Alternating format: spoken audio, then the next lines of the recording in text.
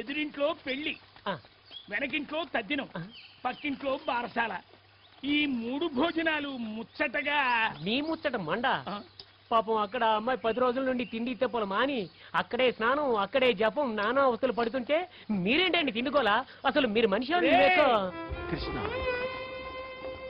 నా లక్ష్మి అన్యథా శరణం నాస్తి అని నిన్నే నమ్ముకుంది. తిండి తిప్పలు మానేసింది. నీకు ఆకలి దప్పులు ఉండవన్న మాట నిజమైతే నా లక్ష్మిని ఆ బాధ నుండి కాపాడు స్వామి. నా బిడ్డ మొహంలో లక్ష్మి కళ్ళ పోకుండా చూడు స్వామి.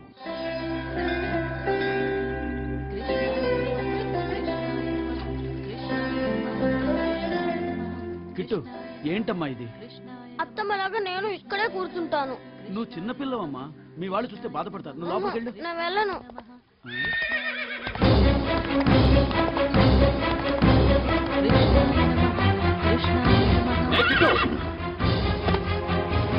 నువ్వేం చేస్తున్నావు ఇక్కడ?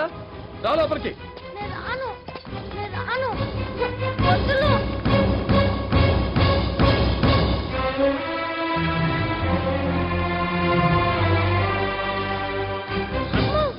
ఆ విచిత్రం లాగా ఇది కూడా వెళ్ళి ఆ చెట్టు కింద కూర్చుంది.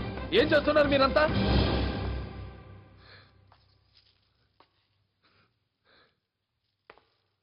ఏమైంది మీ అందరికీ? ఎందుకు ఇలా ఉన్నారు? మాట్లాడరే. ఇప్పుడు ఎవరు చచ్చారని?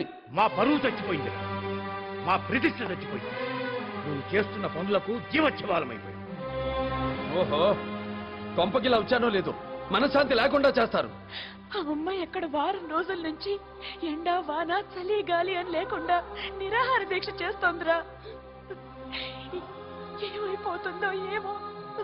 ఏమైనా అయిపోని, నాకు అనవసరం. మాకు అవసరం రా. తోటి మనిషి అక్కడ చావడానికి సిద్ధంగా ఉంటే మేము చూస్తూ ఊరుకోలేదు. దీనికి పరిష్కారం కావాలి. అందుకు నేనేం చెయ్యాలి? పెళ్లి చేసుకోవాలి.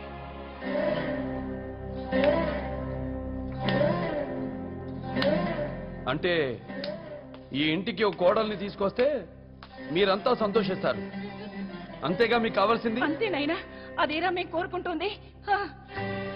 సరే, ఇప్పుడే తీసుకొస్తాను. రంగా,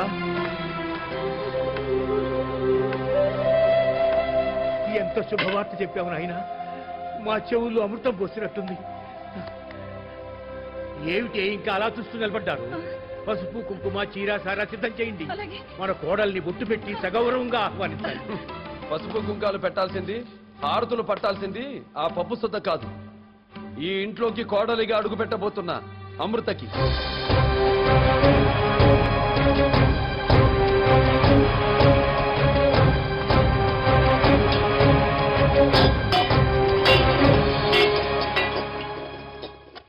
పప్పు సుద్ద, పెళ్లి కావాలంటే పెళ్లి చేసుకుంటానే. ఈ రంగడితో పెట్టుకుంటే రగిలేజ్ వాళ్ళను ముద్దు పెట్టుకున్నట్టే, గుర్తుంచుకో.